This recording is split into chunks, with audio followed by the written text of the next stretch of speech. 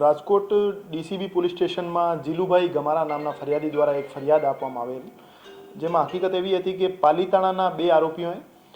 હરિભાઈ ગમારા અને વિવેક ઉર્ફે વિક્કી દવે આ બંને મળીને ફરિયાદીને એવું કીધું કે તમારા દીકરા જે છે એમને હું પીએસઆઈની પરીક્ષામાં પાસ કરાવી દઈશું, મારી ગૃહ વિભાગમાં લાગવગ છે અને મારો મોટા મોટા માણસો સાથે ઉઠક બેઠક છે, તો હું તમારા છોકરાને પીએસઆઈની પરીક્ષા પાસ કરાવી દઈશું. એના નામે એમના પાસેથી 50 લાખની ટોટલ માંગણી કરી 15 લાખ એડવાન્સ રીતે લઈ લીધા હતા. પછી પીએસઆઈમાં એની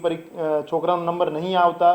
ફરિયાદીએ પૈસા પરત માંગ્યા, તો એને 14 લાખ પરત કરી ફરી એમને થોડા દિવસ પછી ફોન કર્યો કે ડાયરેક્ટ ડીએસપીમાં ઓર્ડર કરાવી દઈશું, અને ડીએસપીમાં ઓર્ડર કરાવવાના 2.36 કરોડ ટોટલ થશે.